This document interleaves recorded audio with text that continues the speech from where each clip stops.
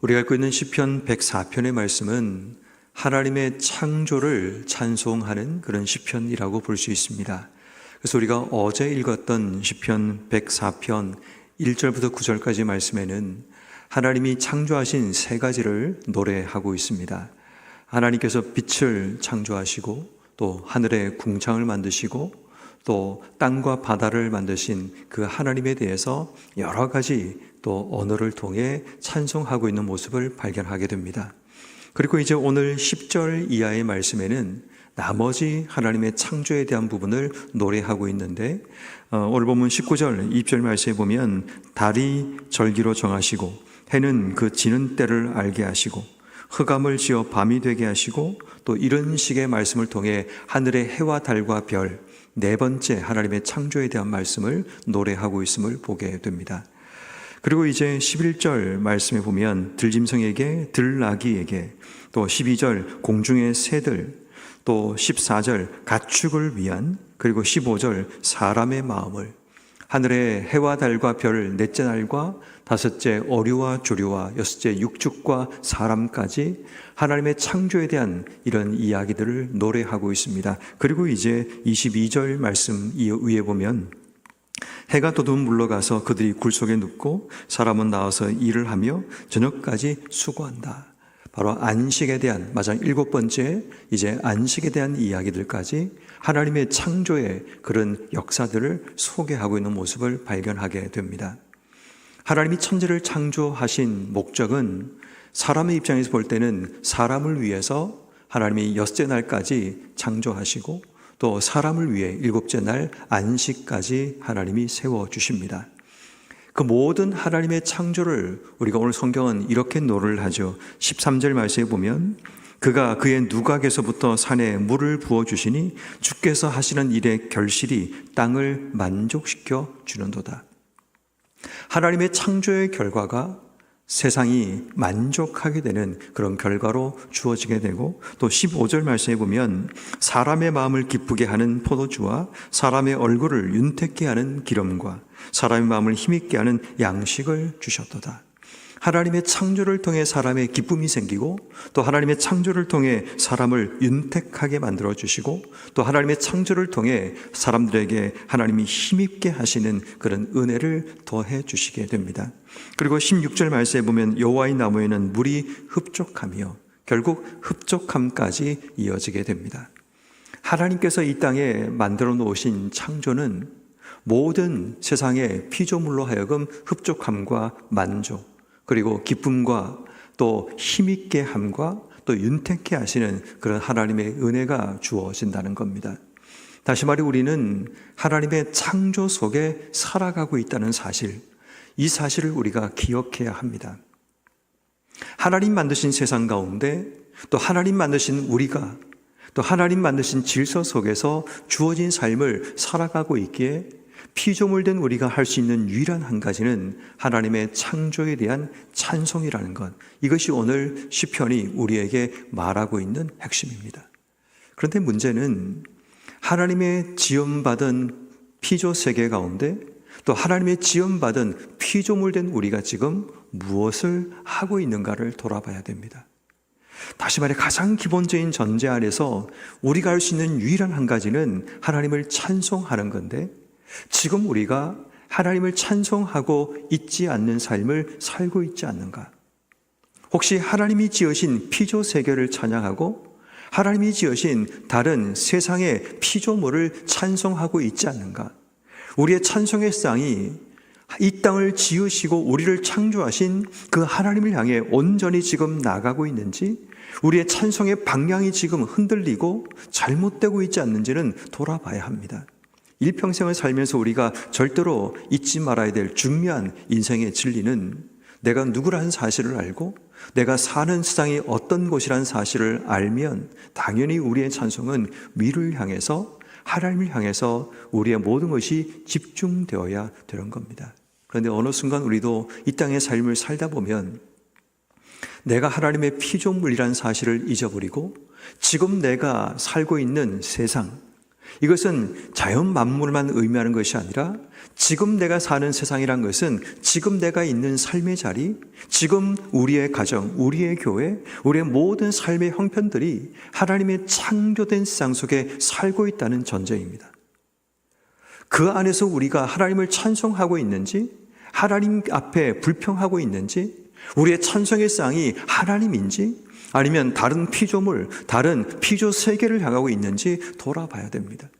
가장 간단한 이 자체가 우리의 삶 속에 무너지고 있는 바로 그런 삶은 아닌가를 돌아봐야 하는 겁니다. 그러므로 오늘 우리는 하나님이 창조하신 세상을 살아가는 우리라면 오늘 우리가 기억해야 될 몇 가지 삶의 진리가 오늘 본문 속에 등장하고 있습니다. 그 첫 번째가 하나님이 지으신 거처에 우리가 살고 있다는 사실, 그것을 잊지 말아야 됩니다. 오늘 본문 17절 말씀에 보면 새들이 그 속에 깃들미어, 그들이 깃드는 것이 어딘가를 보면 16절 말씀에 그가 심어 놓으신 레바논 백향목입니다.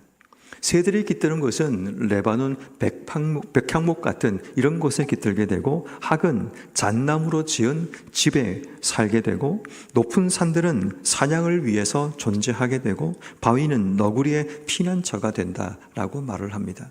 모든 짐승들마다 하나님이 준비하신 거처가 있다라는 겁니다. 다시 말해 여러분, 우리가 사는 모든 삶은 하나님이 창조하신 바로 그 자리에 우리가 있다는 사실을 잊지 말아야 됩니다.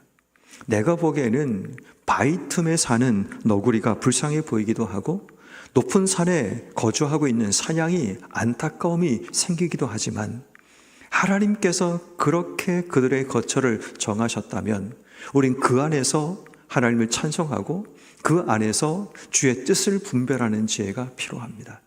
중요한 것은 우리가 거하는 거처가 어디인가라는 겁니다. 물론 사람들에 따라서 그 거처가 만족한 사람도 있을 겁니다. 그렇지만 어떤 사람에게는 지금 하나님이 내게 주신 그 거처가 불편하고 힘들 수도 있습니다. 그렇지만 여러분, 우리가 해야 될 유일한 한 가지는 내가 어떤 거처에 있든지 간에 하나님께서 나를 세우신, 하나님께서 만드신 그 거처라면 우린 그 안에서 찬송부터 시작해야 한다는 겁니다. 다시 말해 가장 기본적인 피조물의 가장 기본적인 본질은 우리를 창조하신 하나님을 찬송하는 것이 피조물 된 모든 것들의 유일한 의무이자 사명입니다. 그런데 문제는 피조물 된 우리가 지금 내게 주어진 거처에 대해서 불평할 만한 권한이 있는가라는 거죠. 하나님께서 왜 나를 이런 바위 틈에 거하게 하시는지, 왜 나를 잣나무에 거하게 하시는 건지, 왜 나를 백향목, 레바논의 백향목에 거하지 않게 하시는지 우린 때로는 이유를 잘 알지 못합니다. 왜 새들이 레바논 백향목에 거하는데 왜 너구리는 바위 틈에 거해야 되는지 이해가 되지 않을 수 있습니다. 그런데 여러분, 하나님께서 그렇게 우리를 지으셨다면 우리 그 안에서 순종을 배우며 그 순종을 통해 하나님께 찬송하는 그 훈련이 필요합니다. 그럴 때 하나님께서 우리에게 그곳을 주신 목적과 뜻을 우리에게 분별하게 하시고 그 안에서 하나님의 새로운 의미를 발견하는 그런 은혜가 우리 삶 속에 주어지게 됩니다. 그러므로 오늘 우리가 먼저 해야 될 한 가지, 지금 내게 주신 거처, 예를 들어 직장, 가정, 또 우리의 교회, 이 나라, 또 모든 것이 우리가 거하고 있는 거처가 될 수 있죠. 우리의 거처를 우리에게 창조하신 하나님 앞에 먼저 감사와 찬송으로 우리의 삶을 채워나가야 됩니다. 그리고 하나님의 뜻을 묻는 지혜가 우리에게 필요합니다. 그런데 하나님, 우리를 이곳에 두신 하나님의 뜻이 무엇인지, 하나님의 계획하심이 무엇인가를 묻는 지혜가 우리에게 있을 때 우리는 오늘도 우리의 삶이 끊임없이 피조물 된 우리가 하나님의 창조를 찬송할 수 있는 하나님의 사람이 될 수 있다는 것, 이것이 첫 번째 우리가 기억하고 기도해야 될 제목입니다. 두 번째는 우리가 하나님의 시간 속에 살아가고 있다는 것. 다시 말해 하나님의 시간 속에 내 삶이 있다는 것, 시간의 주권은 하나님 앞에 있다는 사실을 우리가 기억하는 피조물 된 삶이 필요합니다. 오늘 성경 말씀에 보면 19절 말씀에 여호와께서 달로 절기를 정하십니다. 해는 지는 때를 알고 아침과 저녁에 해가 들어가고 나오는 일들을 반복하게 됩니다. 20절 말씀에 보면 흑암을 지어서 밤이 되게 하시고 삶의 모든 짐승이 기어 나오게 하십니다. 하나님이 시간을 이 땅 속에 창조하시고 그 시간의 주권을 하나님 손에 잡고 계시면서 시간의 흐름에 따라 사람들의 움직임과 또 그들의 모든 삶을 결정하도록 하나님이 시간의 주권을 잡고 계신다는 겁니다. 그렇다면 우리가 기억해야 될 중요한 한 가지는 우리의 시간의 주권도 하나님 손에 있다는 것. 시간을 창조하신 분이 하나님이라면 내가 원하는 때, 내가 원하는 시간이 아니라 하나님의 시간과 하나님의 때를 주목하고 그 모든 것의 주권이 하나님 손에 있다는 사실을 기억하고 찬송하는 것이 필요합니다. 내가 볼 때는 지금 비가 내려야 될 때가 지금이라고 생각하지만 하나님의 보시기에는 지금이 아닐 수 있습니다. 지금 내가 볼 때는 바람이 불어댈 때가 지금인데 하나님 보시기에는 지금이 아닐 수 있다는 겁니다. 그렇게 여러분, 우리는 하나님의 주권과 시간 앞에 우리의 삶을 살아가야 됩니다. 우리가 자주 얘기하는 요한복음 2장에 보면 물로 포도주를 만드는 사건이 등장하게 되죠. 예수님의 어머니인 마리아가 예수님께 와서 포도주가 없다는 말씀을 하게 되죠.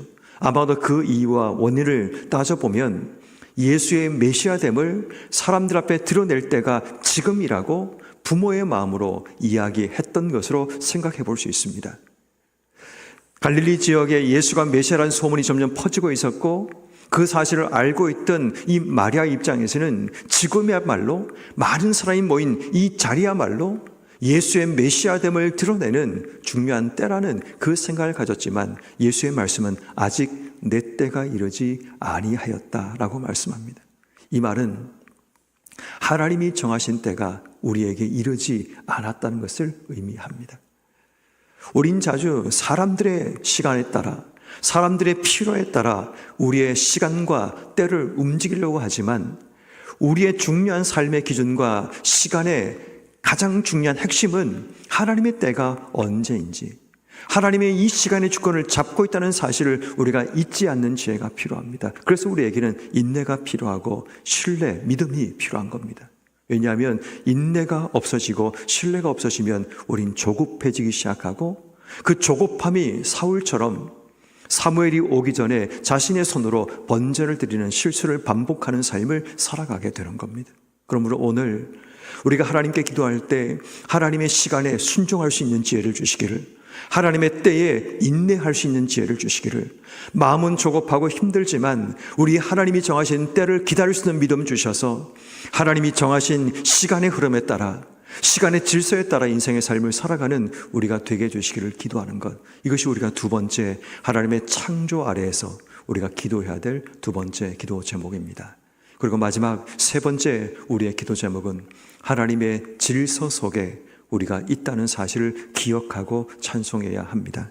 오늘 성경 말씀이 22절 이하에 보면 해가 돋으면 물러가서 굴 속에 눕고 사람이 나와서 일을 하며 저녁까지 수고하는 것. 아침과 저녁의 시간 속에 우리는 하나님의 질서를 발견하게 됩니다.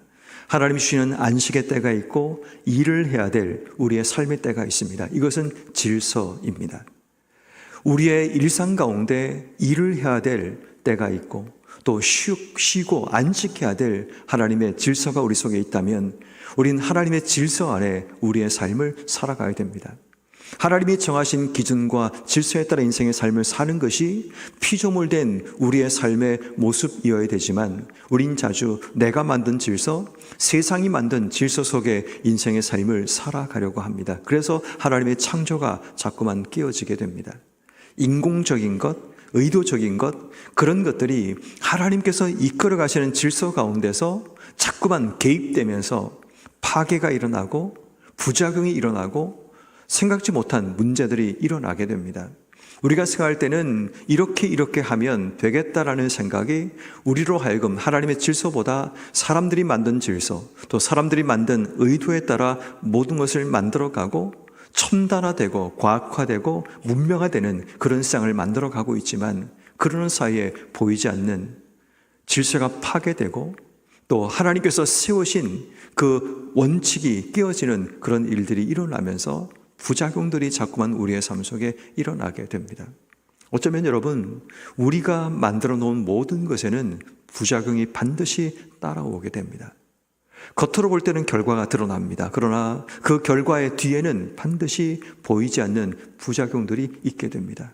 모든 약들도 마찬가지죠. 우리에게 효과가 있는 그런 약들이 우리에게 유익하고 도움이 되지만 늘 약의 뒷면을 보면 부작용이 있음을 보게 됩니다. 그런 의미에서 여러분, 우리는 하나님의 질서 속의 인생의 삶을 살아가야 된다는 것, 하나님 만드신 질서 속에 순응하고 감사하며 살아가는 것, 이것이 피조물된 우리가 살아가는 삶의 방식이어야 합니다. 다시 말해 말씀을 정리하면 이런 겁니다. 하나님의 창조 속에 우리는 살고 있다는 사실, 하나님이 창조하신 시간과 하나님이 창조하신 세상과 하나님이 창조하신 질서 속에 우리의 삶은 살고 있습니다. 그렇다면 그 속에서 우리가 해야 될 유일한 한 가지는 여호와 하나님을 찬송하는 겁니다.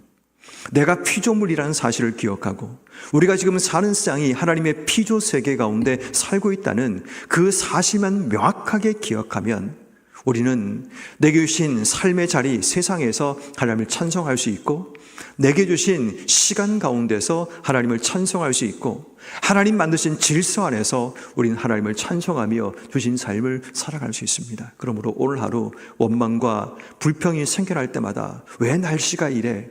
왜 내가 사는 세상이 이렇게 더러워? 이렇게 어지러워? 이게 아니라 주신 삶의 자리에서 하나님의 창조가 윤택하고 만족하고 우리를 기쁘게 하고 힘있게 하고 우리의 삶에 흡족한 세상이라는 사실을 기억한다면 우리의 삶은 하나님을 찬송하며 다시 이 세상을 만족하고 흡족한 세상으로 만들어내는 것, 다시 이 세상을 기쁨과 윤택함과 힘이 있음으로 채워지는 이 세상을 만들어가는 것, 이것이 우리의 사명인 거죠.